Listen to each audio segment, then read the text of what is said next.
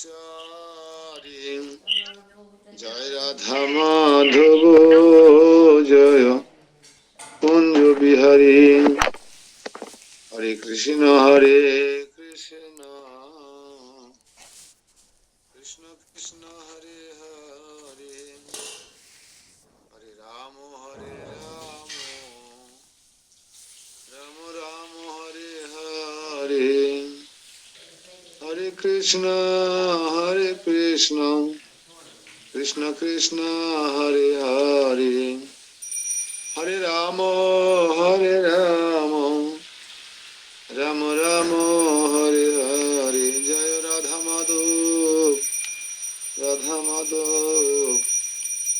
মাধব জয় গৌর সুন্দর জয় জয় জগন্নাথ জয় বলদেব জয় সুভদ্রা জয় প্রভুপাদ জয় প্রভুপাদ জয় প্রভুপাদ জয় গুরুদেব পতিত পাবন শিল গুরুদেব নিতাই গৌর হরি বল হরি বল জয় রাধা মাধব গৌর সুন্দর ভগবান কি জয় জগন্নাথ বলদেব সুভদ্রা জয় জগৎ গুরু ছিল প্রভুপাদ কি নষ্ট ছিল থাকে ছিল আমাদের জ্ঞান তিমিরান্ধস্য জ্ঞানঞ্জন শলাকয়া চক্ষুরুন্মিলিतं येन তস্मै শ্রী গুরবে নমঃ নমোऽয়ং বিষ্ণুপদায় কৃষ্ণপৃষ্ঠায় ভূতলে শ্রীমতে ভক্তিবেদান্ত স্বামিনীতি নামিনে নমস্তে সরস্বতী দেবে গৌরবাণী প্রচারিণে নির্বিশেষ শূন্যবাদী পাশ্চাত্য দেশতারিণে পাঞ্চাকল্পতরুশ্চ কৃপা সিন্ধুভ্যেব চ পতিতানাং পাবনেভ্যো বৈষ্ণবেভ্যো নমো নমঃ নিত্যানন্দ নমস্তুভ্যং প্রেমানন্দ প্রদায়িনে কলো কল্মষনাশায় জাহ্নবাপতায় নমঃ বৃন্দায় তুলসী দেবায় প্রিয়ায় কেশবস্য চ বিষ্ণু ভক্তি সত্তাবতায় নমঃ জয় শ্রী কৃষ্ণ চৈতন্য প্রভু নিত্যানন্দ শ্রী অদ্বৈত গদাধর শ্রীবাসাদি শ্রী গৌর ভক্তবৃন্দ হরে কৃষ্ণ কৃষ্ণ কৃষ্ণ হরে হরে হরে রাম রাম রাম হরে হরে নারায়ণং নমস্কৃত্য নরং চৈব নরোত্তমং দেবীং সরস্বতী ব্যাসং ততো জয়মুদীরয়েৎ নষ্ট প্রায়েষু অভদ্রেষু নিত্যং ভগবত সেবয়া ভগবতী উত্তম শ্লোকে ভক্তির ভাবতি নষ্টৈকি পাদৌ যদিও প্রথম তৃতীয় পতত নাভি তথা পঞ্চম এবং ষষ্ঠ কণ্ঠস্থ রাজন নবম যদিও মুখার বিন্দম দশম প্রফুল্লম একাদশ যস্য ললাট পটম শিরোপিতু দ্বাদশ এব ভাতি তমাদিদেবম করুণানিধানম তমালোবর্ণম শ্বেতাবতরম অপার সংসার সমুদ্র সেতুম ভজামহে ভগবত স্বরূপম ওম নমো ভগবতে বাসুদেবায় ওম নমো ভগবতে বাসুদেবায় ওম নমো ভগবতে বাসুদেবায় হরি ওম তৎসৎ নমোऽয়ং বিষ্ণুপদায় কৃষ্ণপৃষ্ঠায় ভূতলে শ্রীমতে ভক্তি জয় পতাকা স্বামিনীতি নামিনে নমো আচার্য পদায় নিতায় কৃপা প্রদায়িনে গৌরকথা ধামোদয় নগর গ্রাম তারিণে হরি ওম তৎসৎ শতাব্দী অপরূপা সুকান্ত আসেনি কেন?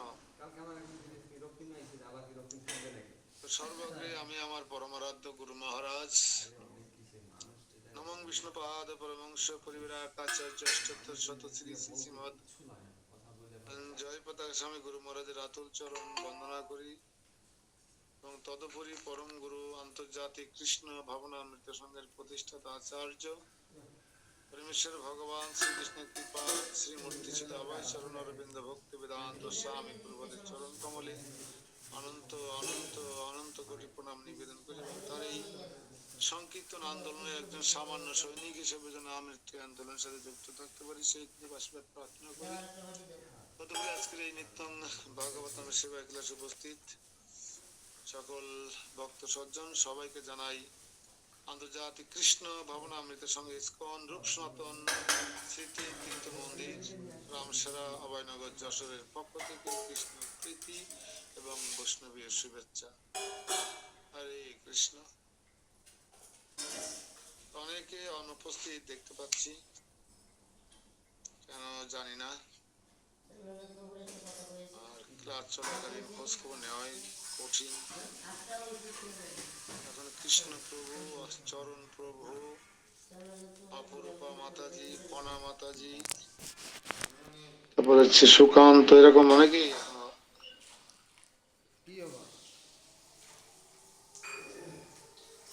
সাধারণ প্রভু আসেনি মনে হয়। তো আমরা 7:30টায় গাড়ি 6টা বাজে তো 7টায় আমরা আলোচনা করেছি শিক্ষার কারণে। আর গতকালকে আমরা শ্রীমন নিত্যানন্দ প্রভুর আবির্ভাব দেখেছিল। নিত্যানন্দ প্রভুর কে নিয়ে যৎসামান্য আমরা এত তোমার এত মানে কি আছে ঢুকাইবে না তো কালকে রেডি করে রাখছি ফোনে ঢুকাই যাচ্ছে মহিমা কীর্তন করেছিলাম আজকে ভাগবত অমৃত গ্রন্থে। তাকে কল দেওয়া লাগবে আমি কল দিতে বন্ধ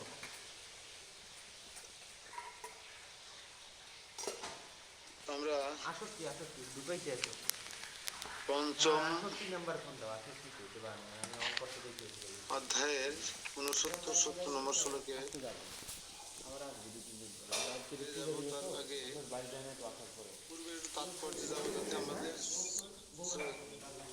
মানে সেই ধারাবাহিকতা আমাদের স্মৃতিতে আবার ফিরে আসে। বলছে এখানে, আর আমি যখন রণস্থলে ভীষ্ম দ্রোণাদির হনন কার্য হইতে নিবৃত্ত হইলাম তখন মহাজ্ঞানী বর শ্রীকৃষ্ণ আমাকে উক্ত কর্মের প্রবৃত্ত করিবার জন্য কিঞ্চিত উপদেশ করিয়াছিলেন। গীতা যথাশ্রুত অর্থের শ্রবণ হেতু ওই উপদেশ শুষ্ক জ্ঞানীগণের সুপ্রদান হইলেও আমার পক্ষে বিশেষ দুঃখদায়ক ছিল।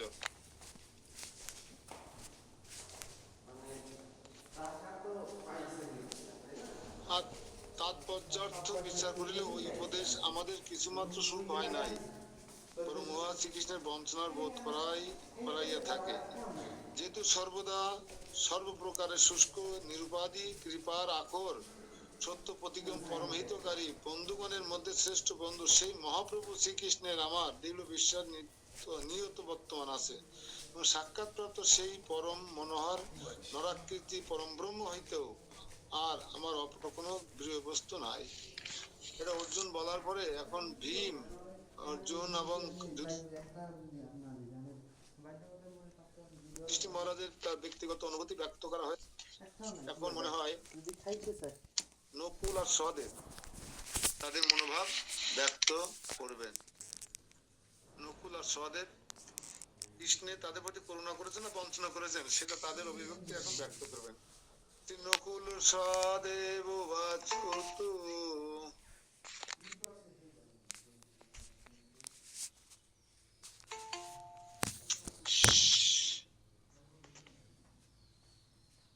যদ বিপদ গণতধৈর্যম বৈরী বর্গ বিনাশাননম অশ্বমেধাধি চা अस्माकं শ্রীকৃষ্ণ সমপাদয়াৎ। মূল অনুবাদ, শ্রী নকুল সহদেব বলিলেন, হে ভগবান, শ্রীকৃষ্ণ যে আমাদের বিপদ সময়ে ধৈর্য, বৈরী বর্গের বিনাশ ও অশ্বমেধাদি সৎ কর্ম সম্পাদন করিয়াছিলেন। স্বাভাবিক চেতনা থেকে নকুল আর সহদেব কি বললেন?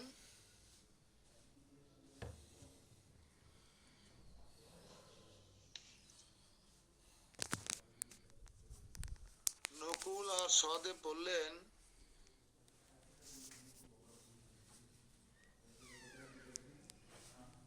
এই প্রকার মুমুক্ষুগণ এই প্রকারে আত্ম অনাত্ম বিবেক অর্থাৎ নেতি নেতি বিচার দ্বারা প্রথমত জলস বৈমুখ পরে চিৎ সামক্রমে পরিপূর্ণতা প্রাপ্ত হইলেও স্বরূপতা সাক্ষাৎকার প্রাপ্ত হইলে উক্ত শরণাগতি বরণ করিয়া লয়েন।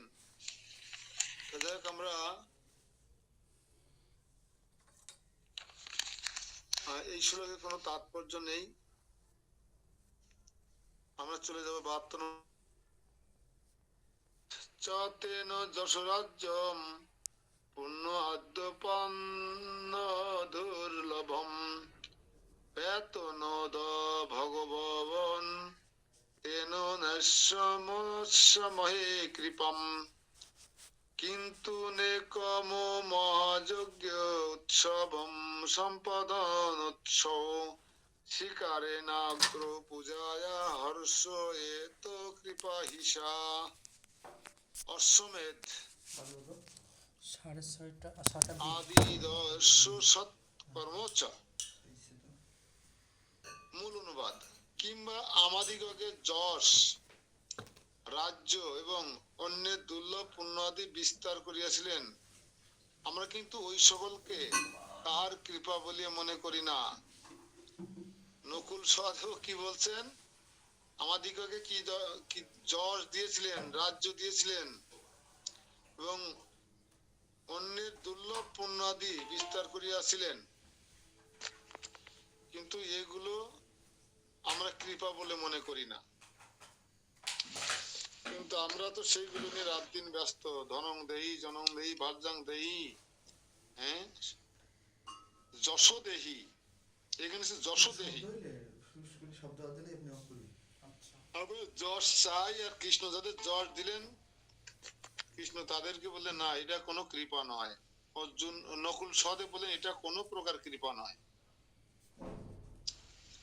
পরন্তু তিনি যে অনেক মহাযজ্ঞ উৎসব সম্পাদন করাইয়া আমাদিকে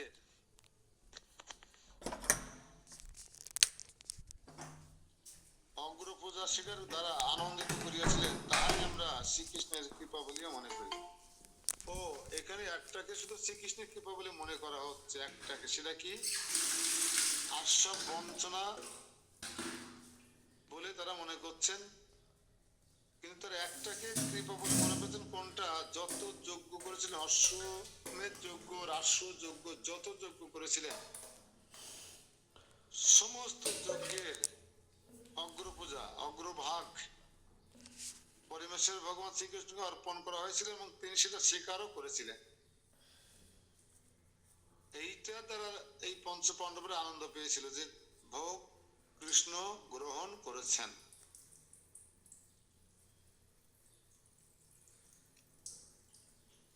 তাই তাহাই আমাদের কৃষ্ণ কৃপা বলে আমরা মনে করে থাকি। ওইটুকু কৃষ্ণের কৃপা বলে তারা মনে করছেন।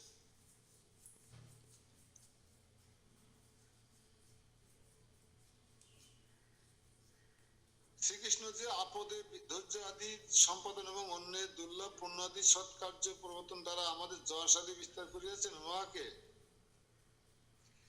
কি বলছেন?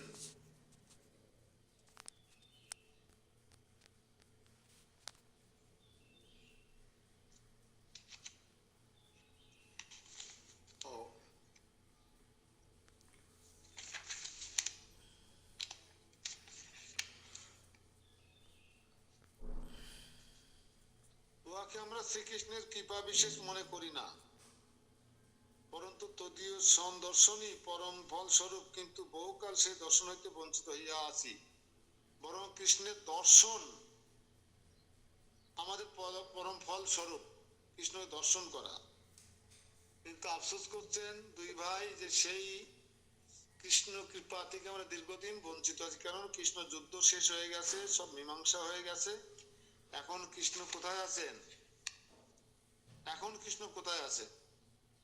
যে কারণে পঞ্চ পাণ্ডবরা কৃষ্ণকে দর্শন করতে পারছেন না। কিন্তু দর্শনটাকে তারা পরম ফল প্রদ বলে মনে করছেন। কৃষ্ণ এখন কোথায় আছেন যে কৃষ্ণকে তারা দেখতে পাচ্ছেন না? বলেন, কি বলবেন?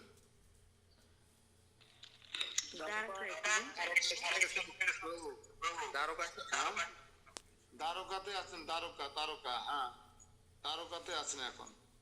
কত বড় সংসার ফেলে চলে এসেছেন কয়েক মাস, সেই সংসারে উনি ফিরে গেছেন। এই জন্য কৃষ্ণকে দর্শন করতে পারছে না পাণ্ডবেরা, পঞ্চ পাণ্ডবেরা তাই নিজেদেরকে খুব দুঃখী মনে করছেন, খুব হতভাগা মনে করছেন, খুব ছন্ন ছাড়া মনে করছেন নিজেদেরকে। তা আমরা যারা কৃষ্ণকে দর্শন করতে পারি না, আমাদেরকে এরকম মনে হয়, ছন্ন ছাড়া মনে হয়, দুর্ভাগা মনে হয়, কিছুই অনুভূতি হয় না। আমি মনে করি আমার তো হয়ই না। এক মাসও যদি বাইরে থাকি, মদন মোহনকে দর্শন না করার কারণে যে আমার ভিতরে যে একটা অপূর্ণতা, আমি কখনো উপলব্ধি করতে পারি না। পঞ্চপাণ্ডব আর আমাদের মধ্যে পার্থক্য। কেন এরকম হয়? কৃষ্ণের প্রতি অনুরাগ জন্মায়নি তাই। আর পঞ্চপাণ্ডবদের কৃষ্ণের প্রতি অনুরাগ জন্মেছে অনেক আগে থেকে। কৃষ্ণের বিবাহ তারা খুব দুঃখ পায়। আর আমার কৃষ্ণের বিবাহ হয়ই না, আমার তো এখনো সেই অনুরাগ জন্মায়নি। কৃষ্ণকে ভালো না বাসতে পারলে অনুরাগ জন্মাবে না, আসক্ত জন্মাবে না, তার সেবা পূজায় নিষ্ঠা আসবে না।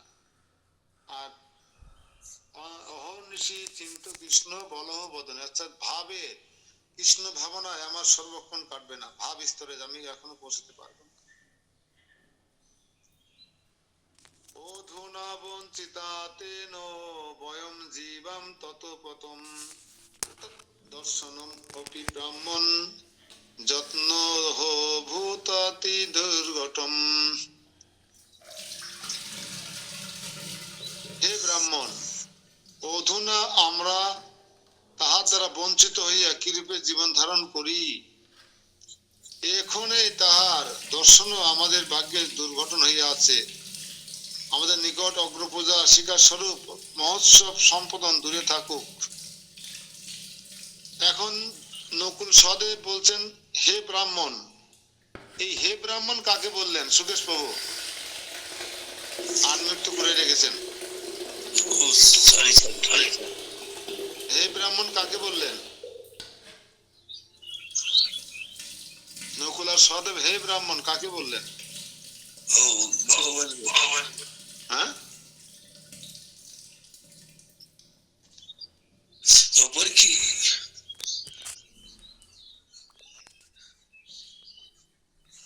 আপনি জব করছেন এখন? নারদ মুনিকে বললেন, নারদ মুনিকে। নারদ মুনিকে ভগবান বলেও কিন্তু এখানে একদম সম্বোধন করেছেন। তো বলছেন যে অধুনা মানে বর্তমান, অধুনা মানে বর্তমান।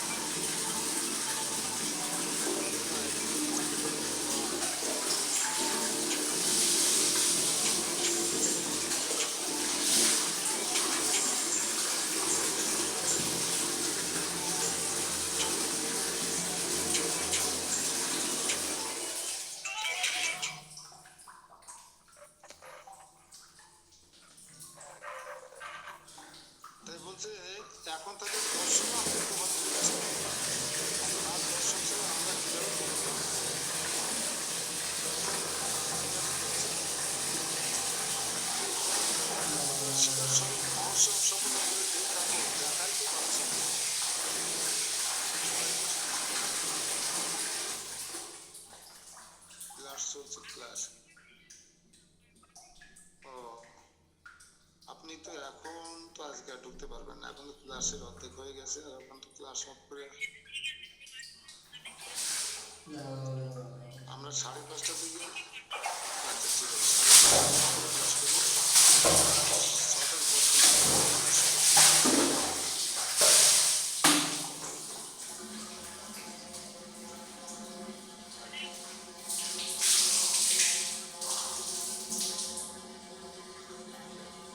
আপনারা কালকে আমাকে সেভ করে ফোন দেননি, তো এই জন্য আমি আপনাদেরকে লিঙ্ক পাঠাতে পারিনি, আমাদেরকে লিঙ্ক পাঠিয়েছি। আচ্ছা ঠিক আছে, পরে কথা বলেন, আমি ক্লাস শেষে কথা বলবো। রেকর্ডিং হচ্ছে, রেকর্ডিং। হরে কৃষ্ণ। তো পরীক্ষিত মহারাজ কি বল, পরীক্ষিত উবাচ, পরীক্ষিত মহারাজ বললেন, তৎশ্রুতবচনম তেষাং দ্রৌপদী শোকবিহ্বলা সংস্তব্ধ যত্নাত্তনম ক্রন্দনোত্তাহ সদ্গদগম। এখন 5 ভাইয়ের পালা শেষ, পঞ্চপাণ্ডব, তাদের নিজের ব্যর্থতা, দুঃখ কষ্টের কথা নারদ মুনি যেভাবে বলছিলেন যে তাদের মতো সৌভাগ্যবান এই জগতে আর কেউ নেই, যে কৃষ্ণের সেবা আমরা করি, কৃষ্ণের পঞ্চপাণ্ডবের সেবা করছেন নানা ভাবে। আর এখন তাদের দুঃখ থেকে মনে হচ্ছে যে আমাদের থেকে পঞ্চপাণ্ডবরা দুঃখী, দ্রৌপদী দুঃখী। এই দ্রৌপদী পঞ্চপাণ্ডবরা কৃষ্ণের সাথে থেকে কৃষ্ণের কাছে পেয়ে যদি তাদের এত দুঃখ, এত বিরহ, এত বেদনা, এত প্রতারণা, এত বঞ্চনা মনে করে, তাহলে আমাদের কি হওয়া উচিত? উপলব্ধি করতে হবে এইটুকু, আমাদের কিরূপ ভাবনা হওয়া উচিত। তাই বলছেন, পরীক্ষিত বললেন, তাহাদের সেই সকল কথা শুনিয়া শ্রী দ্রৌপদী দেবী শোকে বিহ্বল হইয়া ক্রন্দন করিতে লাগিলেন। এই সমস্ত কথা শ্রবণ যখন পঞ্চপাণ্ডবেরা তাদের দুঃখ কষ্ট দুর্দশার কথা বা দুর্ভাগ্যের কথা নারদ মুনিকে বললেন, পাশে কিন্তু দ্রৌপদী সহ সবাই দাঁড়িয়েছিলেন। নকুল সহদেব যখন এইভাবে বললেন, তখন দ্রৌপদী কি করলেন, শোকে বিহ্বল হইয়া ক্রন্দন করতে লাগলেন। কিসের শোক দ্রৌপদীর? পুত্র হারানোর শোক।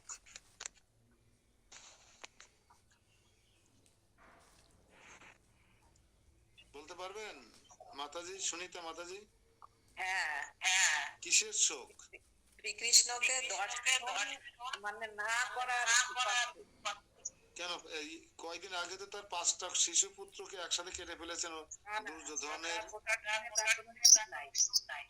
ওই শোকটা আমাদের হতো যদি আমাদের এরকম কোনো ঘটনা ঘটতো, কিন্তু এই তো দ্রৌপদীর শোক হচ্ছে কৃষ্ণের অদর্শন জনিত বিরহ অগ্নি প্রজ্বলিত হয়ে গেছে এতক্ষণ শ্রবণ করার পর। হ্যাঁ, হরে কৃষ্ণ। তাই পরে যত্ন সহকারে আপনাকে কিঞ্চিত সুস্থির করিয়া গদগদ স্বরে বলিতে লাগিলেন। হ্যাঁ, তাই এখানে বলছে, শ্রী দ্রৌপদী দেবী বলিলেন, প্রাণ সখা শ্রীকৃষ্ণ বারংবার বারংবার লজ্জা নিবারণ এবং অনিবর্ষণের মহাদোষকারী দুর্যোধন দুঃশাসনাদি ন্যায় অপরাপর তদনুগত দুষ্টগণের বিনাশ সাধন করিয়া সর্বদা আমাদিগের প্রতি অনুগ্রহ করিবেন, বা ইহাই তার দ্বারা সদা কর্তব্য বলিয়া আমার মনে হয়েছিল। অধুনা কিন্তু পিতা দ্রুপদ, ভ্রাতা ধৃষ্টদ্যুম্নাদি ও পুত্রপতি বিন্দাদি প্রভৃতি ক্রমে ক্রমে যুদ্ধস্থলে নিহত পতিত হইলেন। দ্রৌপদীর কষ্ট কম ছিল না, তার পিতা যুদ্ধে নিহত হয়েছে, তার একমাত্র ভাই যুদ্ধে নিহত হয়েছে, তার 5টি শিশু পুত্র যুদ্ধের পরে তাকে বিনা অপরাধে তাদেরকে অন্যায়ভাবে হত্যা করেছেন।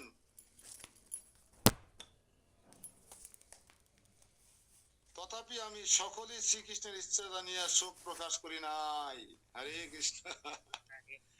এত এত আত্মীয়জনকে হতে দেখো তিনি শোক প্রকাশ করেননি কেন? এটাকে তিনি কি মনে করেছেন? একটা প্রশ্ন নিতে পারেন এখানে, প্রশ্ন।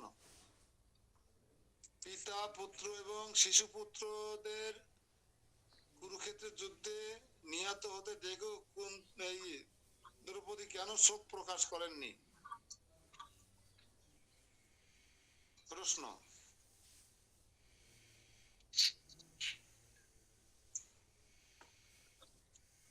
কুরুক্ষেত্রের যুদ্ধে পিতা, ভ্রাতা এবং পুত্রদের মৃত্যুবরণ করতে দেখেও কেন দ্রৌপদী দেবী শোক করেন নাই?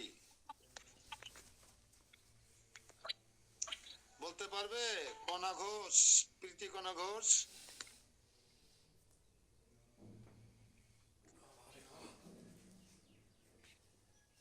প্রীতি ঘোষ, তুমি বলতে পারবে কেন দ্রৌপদী শোক করেননি?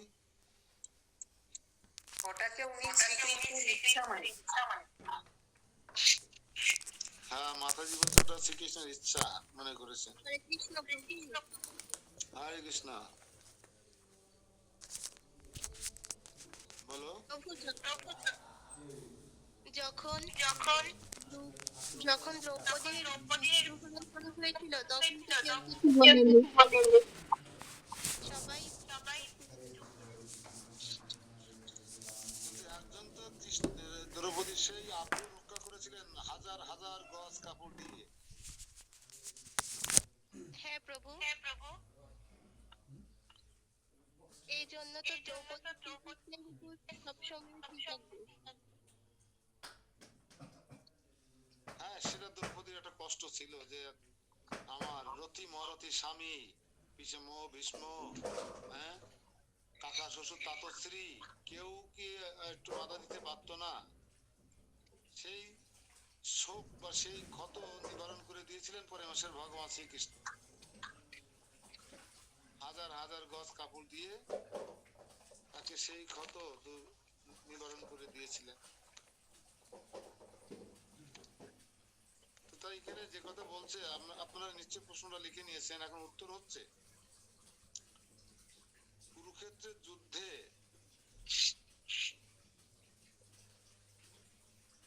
শ্রী দ্রৌপদী দেবী পিতা, ভ্রাতা ও পুত্র প্রতিবিন্দাদি প্রভৃতির মৃত্যু বরণ করতে দেখেও তিনি শোক প্রকাশ করেন নাই, কারণ এটা তিনি এই সকলেই তিনি কৃষ্ণের ইচ্ছা বলে মনে করেছিলেন। কৃষ্ণ যা করে তা ভালোর জন্য করে, আমরা একটা কথা বলি না, কৃষ্ণ যা করে তা মঙ্গলের জন্য করে। এইটা তিনি কৃষ্ণের, এই সকলই কৃষ্ণের ইচ্ছা, যা কিছু হচ্ছে কার ইচ্ছায়? কৃষ্ণের ইচ্ছা, এটা শ্রীকৃষ্ণের ইচ্ছা বলে তিনি মনে করেছিলেন, তাই তিনি শোক প্রকাশ করেননি। এই হচ্ছে উত্তর।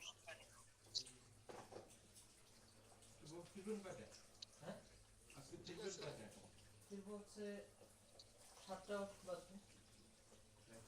যদিও শ্রী দ্রৌপদী দেবী কোন প্রকার শোক সংবরণ করিয়াছিলেন, কিন্তু যুধিষ্ঠির আদি সেই সকল কথা স্মরণ করিয়া শোকে বিহ্বল হইলেন।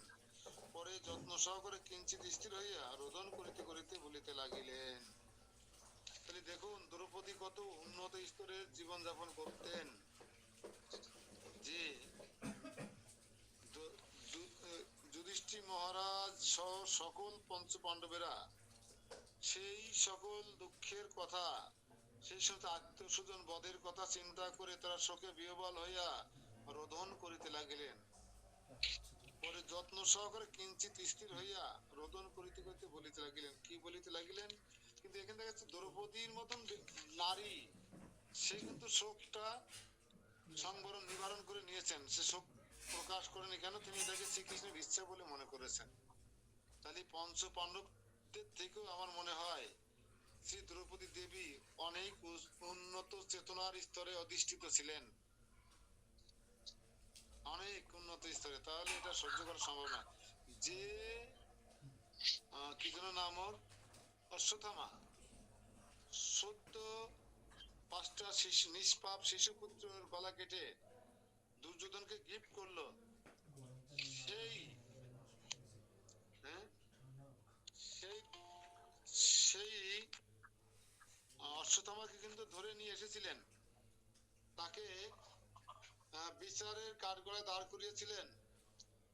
অর্জুন, ভীম, নকুল, সহদেব সবাই চাচ্ছিলেন যে তাকে প্রাণে মেরে হত্যা করা হোক। সবাই, কৃষ্ণ কিন্তু সেই পক্ষে ছিলেন, একে দৃষ্টান্তমূলক শাস্তি দেওয়া হোক,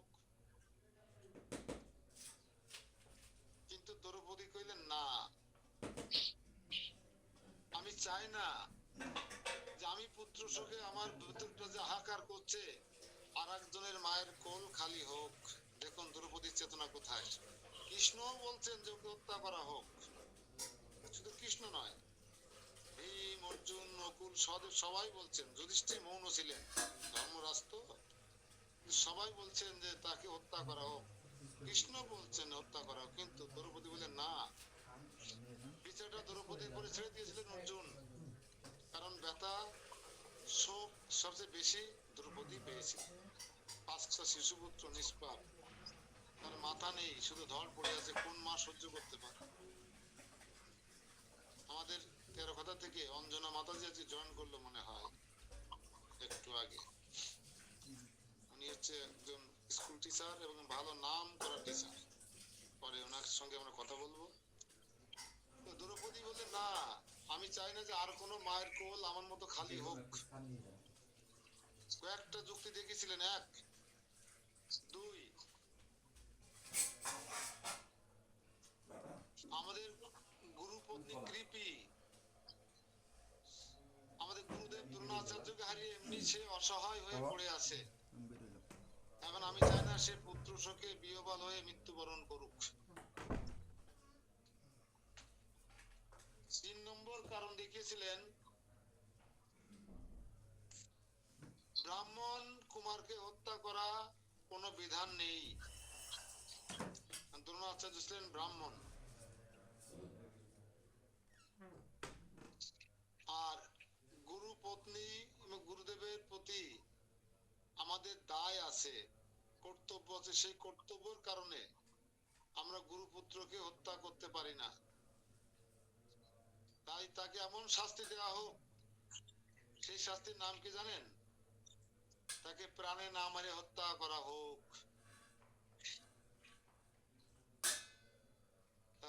প্রাণে মেরে দিলে তো সে বেঁচেই যেত না, প্রাণে মেরে দিলে কিন্তু অশ্বত্থামা বেঁচে যেত, কিন্তু অশ্বত্থামা প্রাণে না মেরে তাকে হত্যা করা হয়েছে কিনা? প্রাণে মারা হয়নি, কিন্তু অশ্বত্থামা প্রত্যেকটা মুহূর্তে মৃত্যুর যন্ত্রণা সহ্য করছে কিনা? প্রত্যেকটা মুহূর্তে মৃত্যুর যন্ত্রণা সহ্য করছে অশ্বত্থামা এখনো পর্যন্ত। তাহলে মৃত্যু থেকে বড় শাস্তি হলো কি হলো না? এখানে আপনার একটা প্রশ্ন নিতেই পারেন। প্রশ্ন হচ্ছে,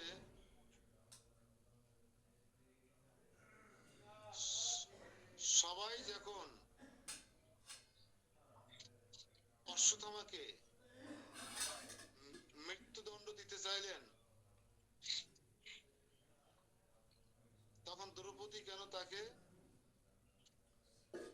বাঁচিয়ে দিলেন বা ক্ষমা করে দিলেন?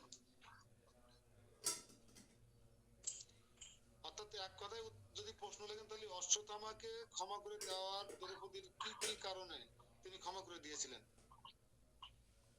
কি কি কারণে দ্রৌপদী অশ্বত্থামাকে মৃত্যুর হাত থেকে ক্ষমা করে দিয়েছিলেন?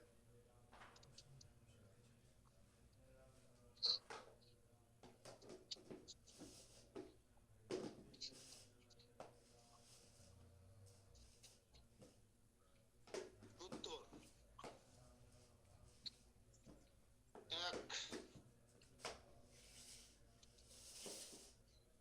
শ্রী দ্রৌপদী দেবী চাননি তার মতো অন্য কোন মায়ের কোল খালি হোক।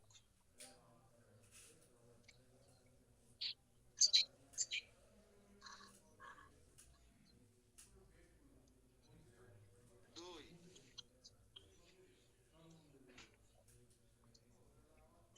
কোন ব্রাহ্মণ কুমারকে হত্যা করা শাস্ত্রের বিধান নেই।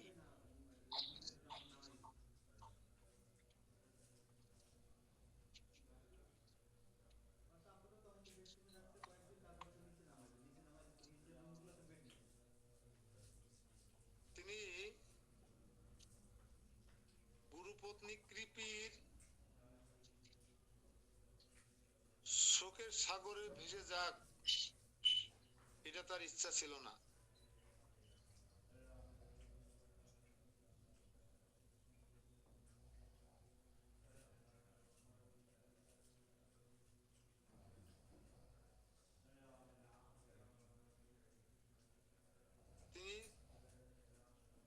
বোঝাতে চেয়েছিলেন শত হলেও অশ্বত্থামা গুরু পুত্র, গুরুদেবের পুত্র।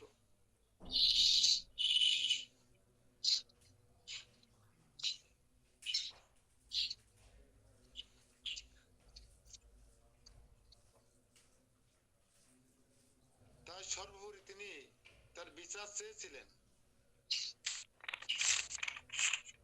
যেন তাকে প্রাণে না মেরে হত্যা করা হয়।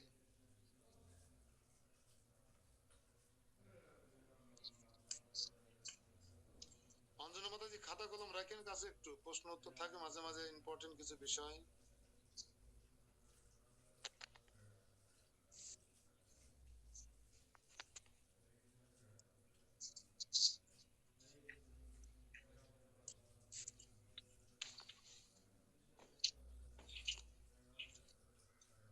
এবার তেন শান্তয়িত বাচ্যম হত বন্ধু জনা স্বয়ং শ্রীকৃষ্ণেনপি যার শত্র মৎপার্শ্বে যুক্তি পাঠ বই তানি তানি তত তস্য পাত ব্যনি ময়া সদা মধুরানি মনোজ্ঞানী স্মৃত বাক্য অমৃতানিহি তদস্তু দূরে দুর্ভাগ্যম মম পূর্ববদ পশ্যৌ না তত দয়াকাশ্য মন্তব্যময় কামুনে।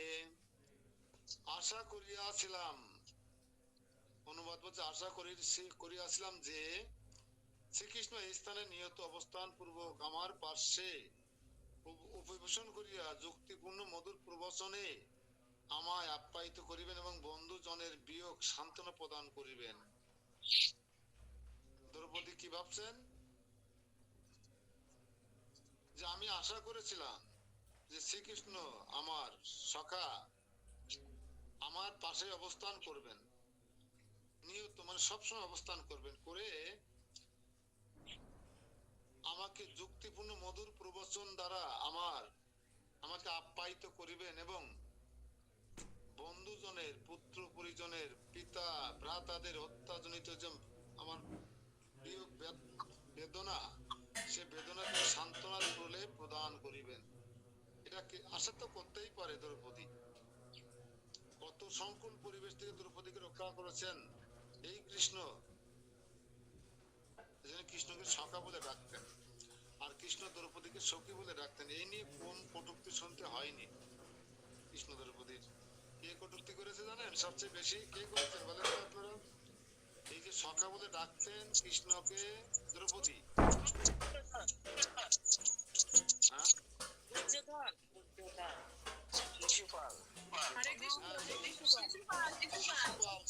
দুর্যোধনের মাথা মোটা, অত নিন্দা করেন। শিশুপাল কত কটাক্ষ করেছেন, কত পচা পচা যুক্তিতর্ক উপস্থাপন করেছেন। এই সখা সখী বলে ডাকতেন।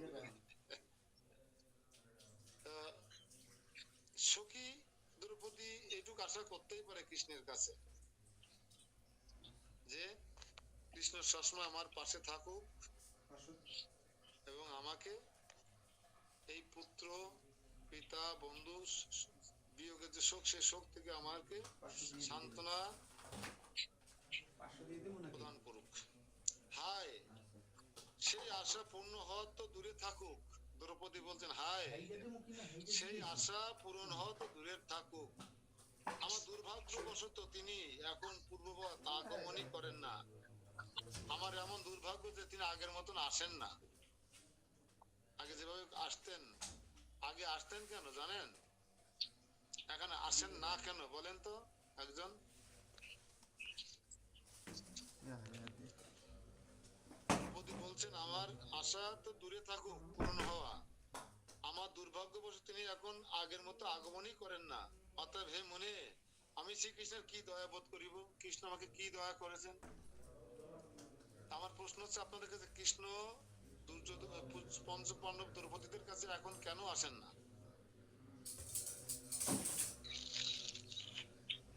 হরে কৃষ্ণ প্রভু।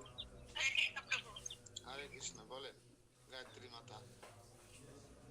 আগে সবসময় দেবীর থাকতেন, সেই বিপদ থেকে রক্ষা করার জন্য সবসময় কৃষ্ণর কাছে থাকতেন। আর এখন তো রাজ্য হয়ে গেছে, এই কারণে আর আসেন না।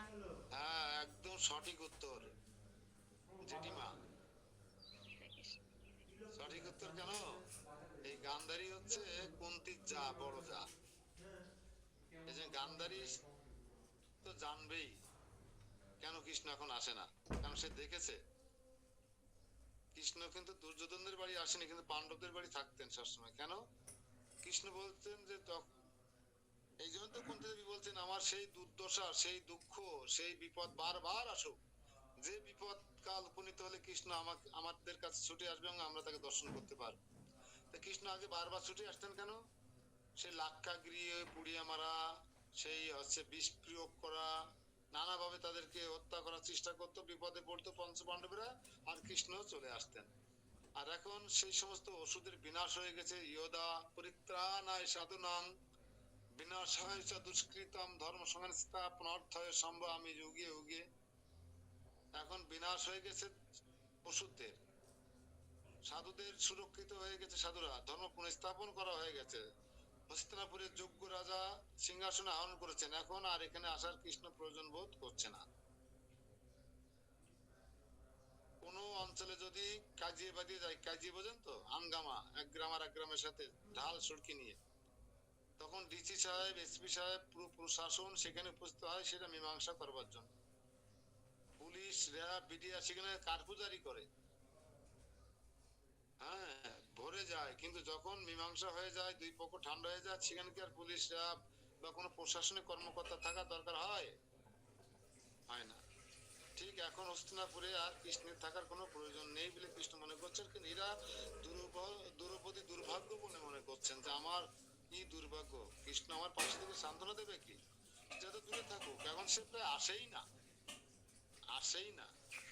তাহলে এটাকে আপনি কিভাবে, হ্যাঁ, এটাকে আপনি কিভাবে আমার প্রতি কৃষ্ণের, হ্যাঁ, দয়াবহ বলে মনে করছেন? হে মুনি, কিভাবে আপনি এটা মনে করেন? তা দেখুন, আমাদের কত শিক্ষা নেওয়ার আছে। দ্রৌপদীর জন্য কি না করেছেন কৃষ্ণ। স্বয়ংবর সভা, ওই যে মাছের চোখে তীর বিদ্ধ করা, অন্য উল্টো দিকে জলের দিকে তাকিয়ে, এই কাজটা কিন্তু কর্ণও করতে পারতেন, কর্ণ করেও ছিলেন। তাহলে দ্রৌপদী কিন্তু কর্ণের হয়ে যেত। কৃষ্ণ প্লান করে বললেন, সখীকে বুঝিয়ে দিলেন যে কোন সুতপুত্র এই স্বয়ংবর সভায় অংশগ্রহণ করতে পারবে না। ঘোষণা করে দিলেন দ্রৌপদী কৃষ্ণের সহযোগিতা। এটা কি কৃষ্ণের বড় কৃপা নয় দ্রৌপদীর প্রতি? কর্ণের স্ত্রী যদি হয়ে যেত দ্রৌপদী, তাহলে ইতিহাস মহাভারত অন্যভাবে লেখা হতো কিনা?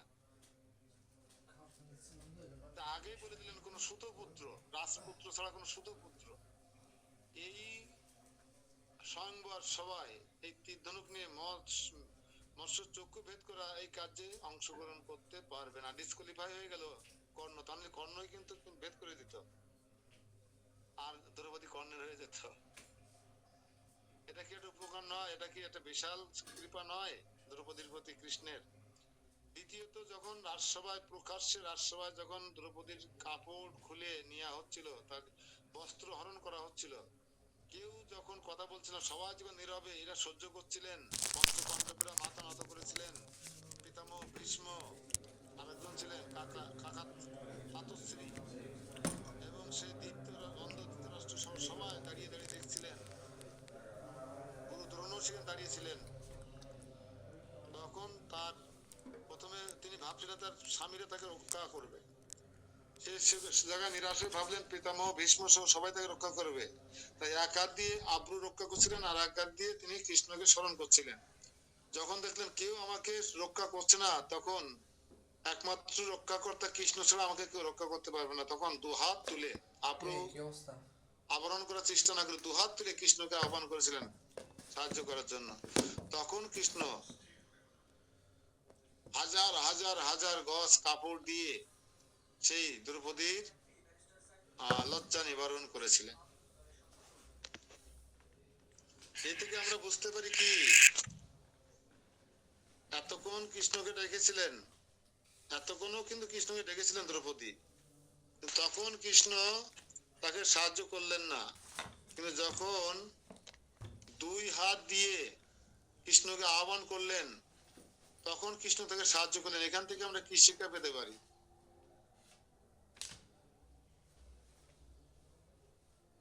আত্মচ্যালেঞ্জার করতে হবে। বাংলায় বলেন না ইংরেজি বলেন, যে কোনো একটাই বলেন। সর্বস্ব সমর্পণ না করলে ভগবানকে সাহায্য পারেন না। হ্যাঁ, আমি যে কথাটা আপনাদের প্রায় বলে থাকি, আত্মসমর্পণ করতে হবে 100%, 100% যখন হবে, তখন কৃষ্ণ আমাদেরকে আমাদের দায়িত্ব কৃষ্ণ নিজে হাতে তুলে নেবে। এটা আমি প্রায় বলে থাকি যে আমরা যাই সাধন ভজন করছি, কৃষ্ণর প্রতি কিন্তু আমরা 100% স্যালেন্ডার করতে পারিনি, যে কারণে কৃষ্ণ কিন্তু আমাদের দায়িত্ব এখন নেই, এই জন্য আমরা এখনো রিস্কের মধ্যে আছি। এইটা সবসময় স্মরণ রাখতে হবে, দ্রৌপদীর মতন 100% স্যালেন্ডার করতে হবে।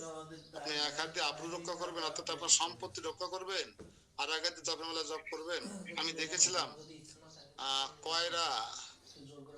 কয়রার উপজেলার খুলনার সর্বদক্ষিণে চাঁদখালিক নামক একটা জায়গা আছে, অর্থাৎ বড়দাল বাজারে।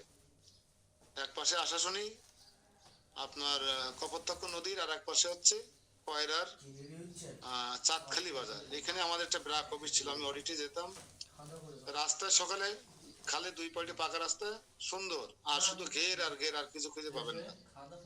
হাঁটতে বেরোতাম, তা দেখি এক সাধু বাবা কৃষ্ণ তিলক করা, ধুতি উত্তরিয়ে পরা, ডাইনাতে জপের মালার বামার দিয়ে হচ্ছে চিংড়ি মাছ, গলদা চিংড়ি ধরতেছে আর ব্যাগের মধ্যে ভরতেছে, মানে জাল দিয়ে খেয়াও দিয়ে একজন সেই চিংড়ি মাছ ঝেড়ে ঝেড়ে দিচ্ছে, বাগদা চিংড়ি আর গলদা চিংড়ি, আর সেই সাধু বাবা বামার দিয়ে তাই ঝুড়িতে রাখছে। ডাইনাতে হরে কৃষ্ণ কৃষ্ণ কৃষ্ণ হরে হরে রাম হরে রাম রাম নাম হরে। তাই এরকম করলে কি কৃষ্ণ আমার দায়িত্ব নেবে? আমরা তো তাই করছি, হয়তো আমরা চিংড়ি মাছ ধরছি না, কিন্তু আমরা তো অনেক কিছু ধরছি। টাকাটা আমার, বাড়িটা আমার, স্বামীটা আমার, ব্যবসাটা আমার, করছে কিনা? তাহলে কি 100% স্যালেন্ডার হচ্ছে আমাদের? হচ্ছে না। এই জন্য কৃষ্ণ আমাদের দায়িত্ব তুলে নিচ্ছে না, এই জন্য আমরা সবাই রিক্সে আছি। অত দেখাচ্ছে আমাদের কি সাধুর মতন, আমাদের বৈষ্ণবের মতো দেখাচ্ছে বটে, কিন্তু কৃষ্ণ আমাদের দায়িত্ব নিচ্ছে না। এর কারণ কি? এখানে একটা প্রশ্ন আমরা রেখে দিতে পারি, তাহলে এটা আমাদের পরবর্তী স্মরণে আসবে। বৈষ্ণবের মতো দেখালেও কৃষ্ণ তাদের কেন কৃপা করছেন না, বা কৃষ্ণ তাদের দায়িত্ব কেন গ্রহণ করছে না? বৈষ্ণব ধর্ম পালন করার সত্ত্বেও কৃষ্ণ কেন, শ্রীকৃষ্ণ কেন তাদের দায়িত্ব গ্রহণ করছেন না? প্রশ্নটা রাখুন। অঞ্জনা মাতাজি মিউট আনমিউট তো করতে পারেন, যেহেতু আপনি স্কুল মাস্টার। আপনার কাছে কি খাতা কলম আছে?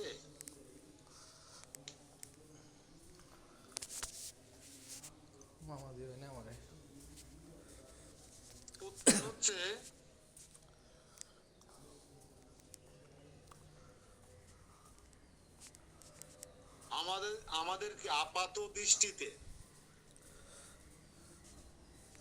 আমাদেরকে আপাত দৃষ্টিতে বৈষ্ণব বলে মনে হলেও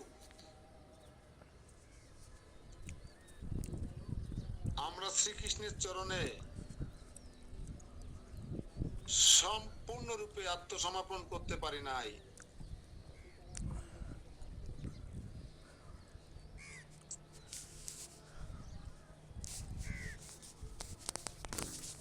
তাই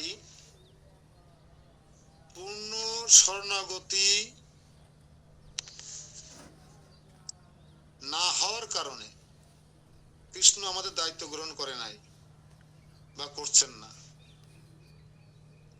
পূর্ণ শরণাগতি না হওয়ার কারণে শ্রীকৃষ্ণ আমাদের দায়িত্ব গ্রহণ করছেন না। এই প্রশ্নটা কেন দিলাম? যাতে আমাদের স্মরণ আসে যে আমাদের কি করলে কৃষ্ণ আমার দায়িত্ব নেবে। আমরা তো কথায় কথায় কৃষ্ণের দোষ দিই, সব কৃষ্ণ দোষ, কৃষ্ণ নিরপেক্ষ নন, কৃষ্ণের বিচার ঠিক নেই, আমরা এরকম বলি না।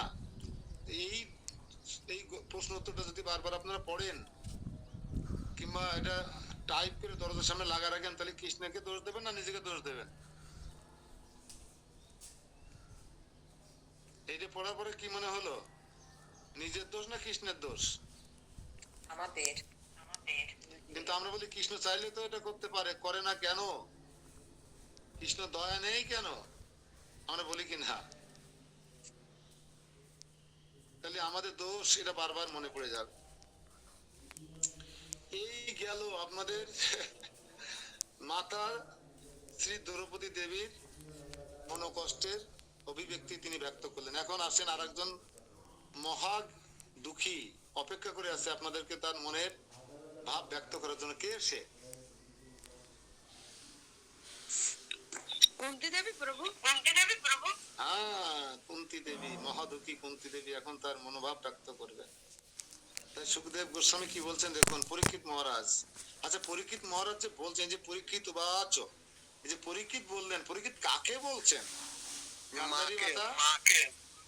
হ্যাঁ, যারা প্রথম থেকে আছেন তারা তো জানেন। এই যে নতুনদের জিজ্ঞেস করলাম যারা মাঝপথে জয়েন করেছেন, তারা তো বুঝতে পারবেন না যে বিষয়টা কি হচ্ছে।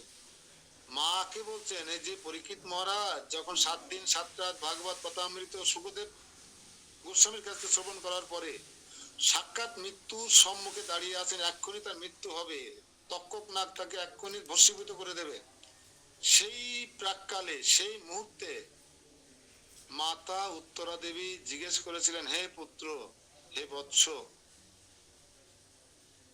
সমুদ্র মন্থনের সময় যেমন অমৃত উঠেছিল, যেটুকু দেবতারা নিয়ে পান করে অমরত্ব লাভ করেছিল, হে বৎস, তুমি নিজ গুণে, নিজ বুদ্ধিমত্তা দ্বারা আমাকে, তুমি যে 7 দিন 7 রাত সুখদেব মুখে এই ভাগবত উপদেশ গ্রহণ করলে, তার যেটুকু সারটুকু আমাকে উপস্থাপন করো। এবার বুঝতে পেরেছেন যারা নতুন ঢুকেছেন? রাধিকা মাতাজি এই প্রেক্ষাপটে দাঁড়িয়ে, মৃত্যুর সামনে দাঁড়িয়ে আছে, 1 সেকেন্ডের মধ্যে ভস্মীভূত করে দেবে। এই সময় কি ভাগবত কথা বলতে ইচ্ছে করবে? এখন যদি আমি বুঝি যে আমার পাশের সাপ ফেনা ধরে দাঁড়িয়ে আছে, আমাকে সবল দেবে, আমার কি বলতে ইচ্ছে করবে? হরে কৃষ্ণ কৃষ্ণ কৃষ্ণ হরে হরে, হরে রাম রাম রাম হরে হরে, চৈতন্য চরিতামৃত পাঠ করতে ইচ্ছে করবে? করবে না।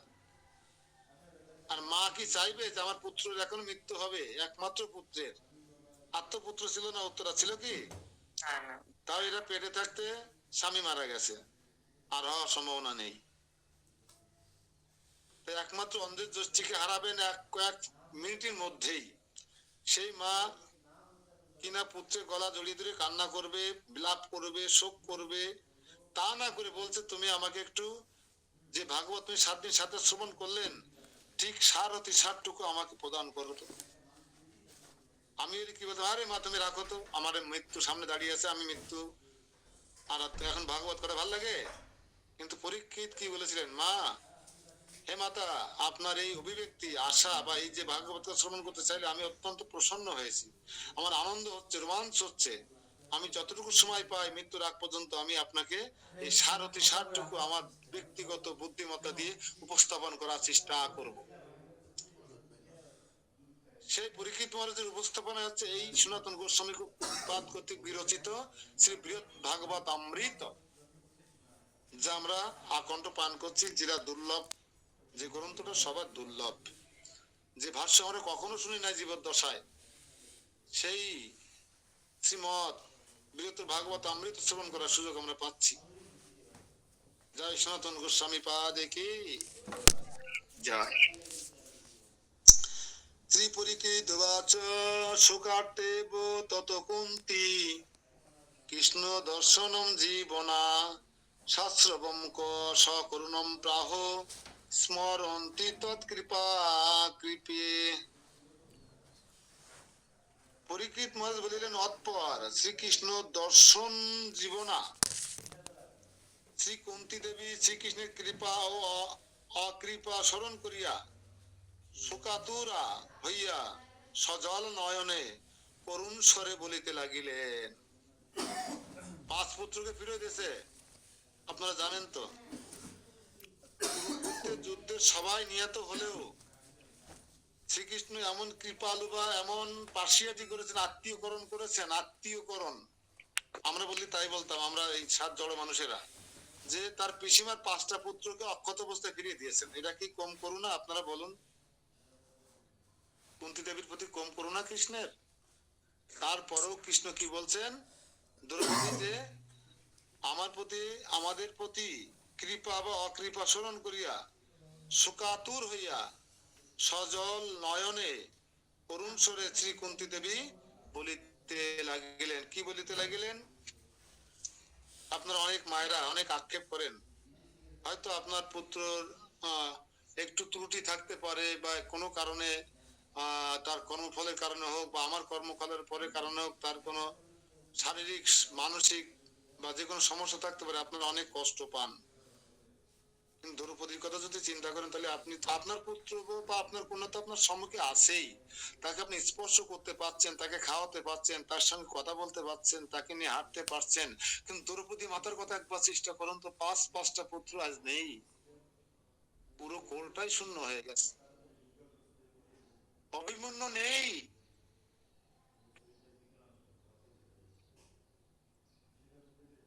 পিতা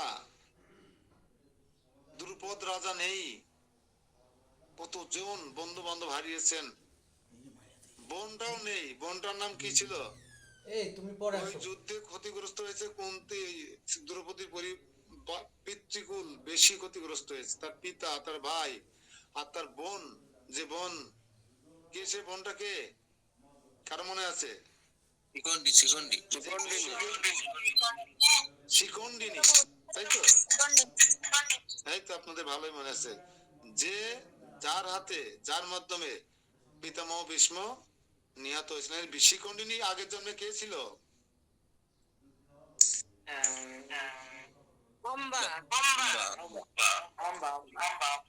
অম্বা, অম্বালিকা না, অম্বা, অম্বিকা, অম্বার, অম্বালিকা। এই তো আপনাদের স্মরণে এসে যাচ্ছে। তাহলে এতগুলো পিতৃকুল নিজের পুত্রদের আত্মীয়স্বজনদের হারিয়ে এতটুকু শোক প্রকাশ করলেন না কে? দ্রৌপদী। অঞ্জনা মাতাজি, আপনি কি বলতে পারবেন এখান থেকে আপনি কি শিক্ষা পেলেন? আমরা কি শিক্ষা পেলাম এখান থেকে? অঞ্জনা মাতাজি বলেন তো। অঞ্জনা রায়, তেরোখাদা, আনমিউট করতে পারেন না? বলেন, আপনার মেয়েকে বলেন আনমিউট করে দিতে। হরে কৃষ্ণ।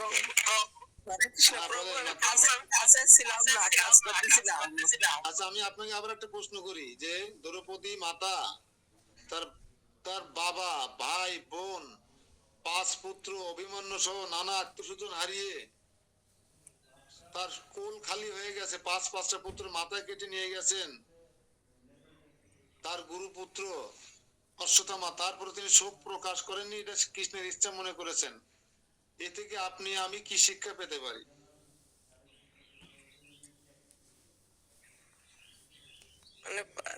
শিক্ষা পেতে পারি মানে আমার যা কিছু আছে আমি তো কিছু নিয়ে আসিনি, আমার এই পৃথিবীতে এসে পাইছি, পৃথিবী থেকে নিয়ে গেছে, এই জন্য ওই বিষয়ে শোক করা উচিত নয়। কৃষ্ণ যা চান তাই হবে, হ্যাঁ, কৃষ্ণের ইচ্ছাই আমার ইচ্ছা।